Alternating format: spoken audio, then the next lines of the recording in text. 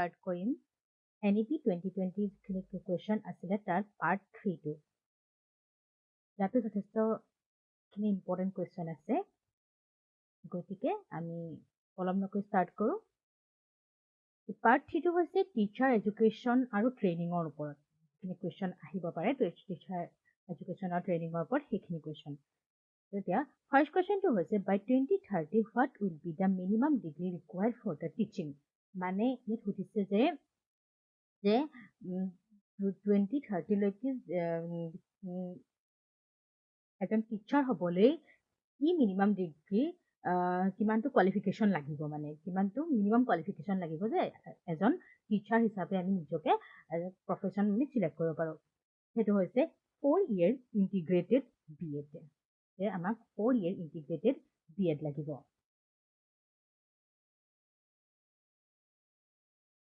তাৰপিছতে নেক্সট হৈছে what does ITEP stands for।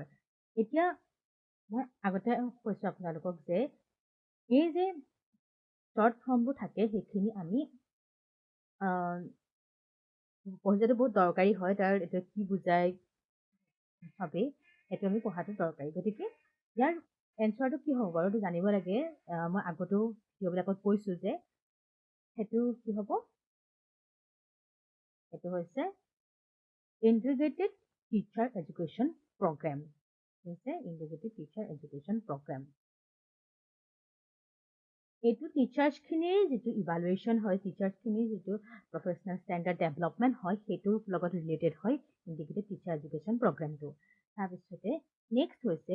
How many hours of continuous professional development are teachers required to complete per year. এইটো important হয়, এইটো যথেষ্ট important হয়। CPD-টো কি হয় টিচাৰ্ছৰ কাৰণে, যে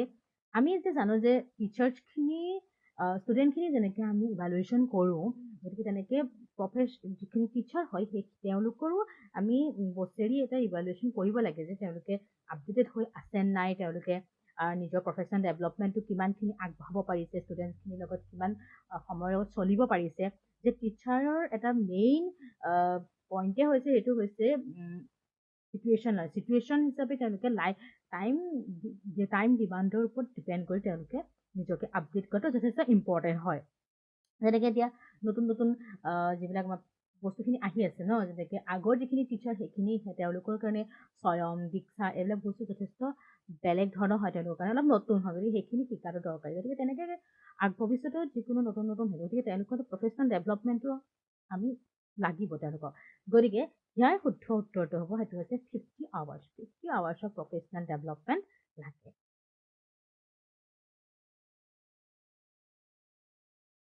তাৰপিছতে নেক্সটটো হৈছে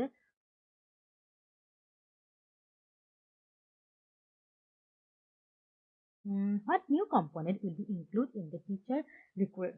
recruitment। যে নতুনকৈ টিচাৰ ৰিক্ৰুইটমেণ্টত কোনটো কম্পনেণ্ট ইনক্লুড কৰা হৈছে, সেইটো কি হ'ব বাৰু? সেইটো হৈছে ক্লাছৰুম ডেমনষ্ট্ৰেশ্যন আৰু ইণ্টাৰভিউ। এইটো নতুনকৈ আমাক ইনক্লুড কৰা হৈছে যে ক্লাছৰুম ডেমনষ্ট্ৰেশ্যন আৰু ইণ্টাৰভিউ আৰু যিটো ইণ্টাৰভিউ যিটো হয় সেইটো আমাৰ নতুনকৈ ইনক্লুড কৰা হৈছে। টিচাৰ ৰিক্ৰুইটমেণ্টত আমাৰ ইণ্টাৰভিউটো ইনক্লুড কৰা হৈছে। নেক্সট হৈছে which body will frame the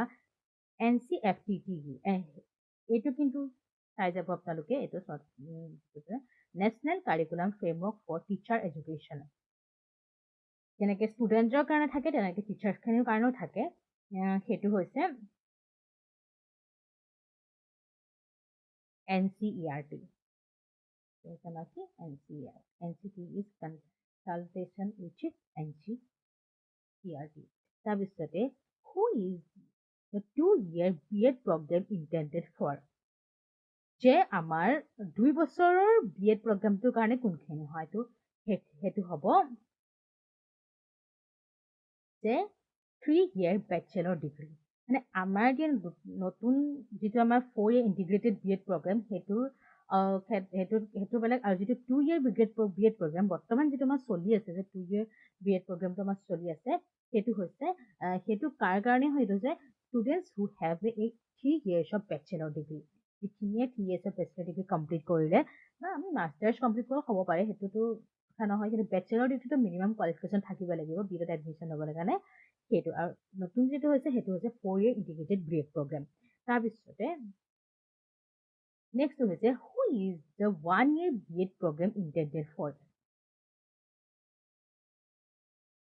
সেইটো হৈছে a 4 year multidisciplinary bachelor's or a master degree যে 4 বছৰৰ bachelor degree নহলে integrated bachelor degree নহলে master degree যে এতিয়া আমাক নতুনকৈ আপোনালোকে সকলোৱে বহুতেটো কোৱেশ্চন কৰিছে আগতেও যে বিভিন্ন ধৰণৰ প্লেটফৰ্মত এইটো মই এইটো দেখা পাইছো যে সুধিছে যে এইবাৰৰ পৰা 1 year BEdটো হ'ব নেকি এইটো যে আমাক কোৱা হৈছে যে আপোনালোকে সুধিছে যে 1 year BEdটো হ'ব নেকি 1 year BEdটো হ'ব নেকি সেই 1 year BEdটো কোনে কৰিব পাৰিব এতিয়া যদিও এবাৰটো নহয় কিন্তু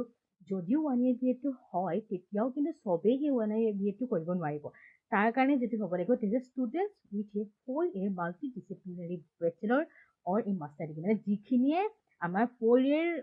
যেটো আমাৰ BSc program সেইটো বা BA program bachelor program হেতু কৰা নহলে আমাৰ 3 year bachelor আৰু 2 year master degree যিখিনি আছে তেওঁলোকৰ কাৰণে 1 year BEd ইনাফ হয় আগৰ যিখিনি হয় সেইখিনি কাৰণে কিন্তু মানে যিখিনি অকল bachelor কৰি BEd ত সোমাইছে তেওঁলোকৰ কাৰণে কিন্তু 2 year BEd programটো কম্পালসৰি হয় 1 year টো আহিলেও মানে 2 year BEd programটো কম্পালসৰি হয় গতিকে হেতু হৈছে তাৰপিছত নেক্সট সুধিছে what does NEP aim to regarding the practice of hiring para teachers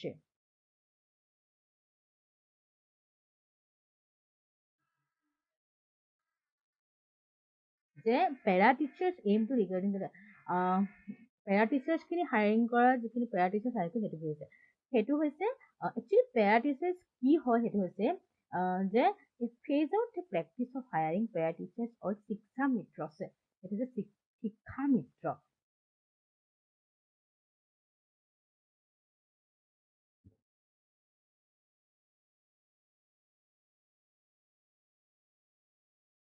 তাৰপিছতে what is the targeted teacher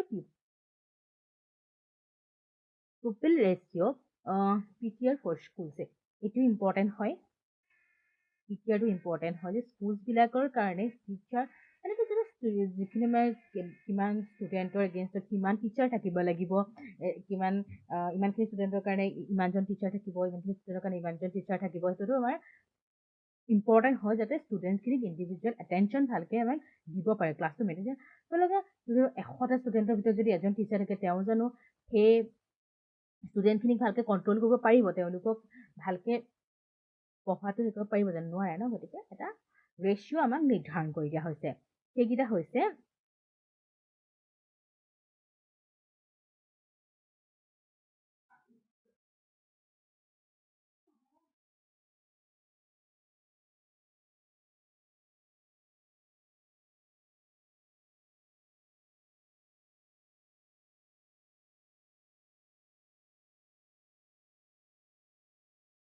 এইটো হৈছে 30:1 or 25:1 তাৰপিছতে নেক্সট হৈছে what is the role of কলা উৎসৱ in the education system যে এডুকেশ্যন চিষ্টেমত কলা উৎসৱৰ যিটো ৰোল সেইটো কি হয় এতিয়া আমি কলা বুলি ক'লেতো কি বুজি পাওঁ ন কলা উৎসৱ মানে হৈছে আপোনাৰ কলা উৎসৱটোতো বাদ দিছোঁ যে কলা বুলি ক'লে আমাৰ যিটো আমাৰ আৰ্ট যিকোনো ধৰণৰ আৰ্টৰ যিটো প্ৰমোশ্যন হয় ন এইটো গতিকে কলা উৎসৱটোৰ মেইন এইমটো হৈছে যে আমাৰ আৰ্টৰ প্ৰমোশ্যনটো মানে যিখিনি আমাৰ যিখিনি শিশুসকলৰ বা ল'ৰা ছোৱালীখিনিৰ মাজত যিখিনি আৰ্টিষ্টিক যিবিলাকৰ তেওঁলোকৰ বিহেভিয়াৰ আৰ্টিষ্টিক যিবিলাকৰ তেওঁলোকৰ মানে স্পেচিয়েলিটি যিবিলাক থাকে সেইবিলাক যাতে তেওঁলোকক বিকশিত কৰিব পাৰে তাৰ কাৰণে এইটো কলা উৎসৱ ত' ইয়াৰ এনচাৰটো কি হ'ব এতিয়াতো আপোনালোকে গম পাবই লাগে সেইটো হৈছে promoting arts in education. তাৰপিছতে what is the purpose of National Professional Standards for Teacher? এইটো important NPST এইটো কি হ'ব set of standards for performance and career growth. The standard set কৰে performance আৰু career growthৰ কাৰণে যিটো standard এটা standard set কৰে এই NPST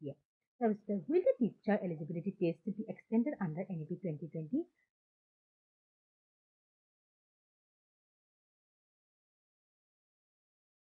yes, সেইটো হৈছে প্ৰতিটো ষ্টেজৰ কাৰণে ফাউণ্ডেশ্যনেল প্ৰিপেৰেটৰী মিডল ছেকেণ্ডেৰী চবৰে কাৰণে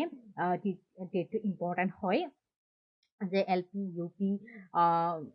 এইটোতো আমাৰ NEP আণ্ডাৰত ফাউণ্ডেশ্যনেল প্ৰিপেৰেটৰীখিনি কোৱা হয় তো আমাৰ যিখিনি LP UP তাৰপিছতে হাই স্কুল হায়াৰ ছেকেণ্ডেৰী চবৰে কাৰণে বেলেগ বেলেগ হয় ন তো নেক্সটটো হৈছে merit based scholarship for BEd are primarily provided to এতিয়া আপোনালোকে এইটো জনাটো এক্সামৰ কাৰণেও ইম্পৰ্টেণ্ট আৰু আপোনালোকে জানি থ'ব লাগে যে যিখিনি BEd ষ্টুডেণ্টে BEdত এডমিশ্যন লয় তেওঁলোকক এটা মেৰিট বেছড স্কলাৰশ্বিপ প্ৰভাইড কৰে কিন্তু সেই স্কলাৰশ্বিপটো তেনেকৈ প্ৰভাইড নকৰে আমাৰ ধৰি লওক যিখিনি আমাৰ OBC বা ST SC বা অন্যান্য যিখিনি স্কলাৰশ্বিপ তেনেকুৱা স্কলাৰশ্বিপ নহয় এইটো হৈছে যিখিনি আউটষ্টেণ্ডিং ষ্টুডেণ্ট যিখিনি আউটষ্টেণ্ডিং পাৰফৰ্মেঞ্চ দিয়ে স্পেচিয়েলি ইন ৰুৰেল এৰিয়াজ তেওঁলোকৰ কাৰণে এইটো তাৰপিছতে what is the school residency module what is the school readiness module school readiness মডিউলটো কি হয় সেইটো হৈছে এই 3 month play based module for grade 1 ষ্টুডেণ্টৰ কাৰণে এটা 3 মাহৰ মানে প্লে বেছ মডিউল হয় তাৰপিছত নেক্সটটো সুধিছে NCT will become a member of which is Higher Education Council of India vertical যে কোনটোৰ মেম্বাৰ হয় সেইটো এনচাৰটো কি হ'ব সেইটো হৈছে GEC জেনেৰেল এডুকেশ্যন কাউন্সিল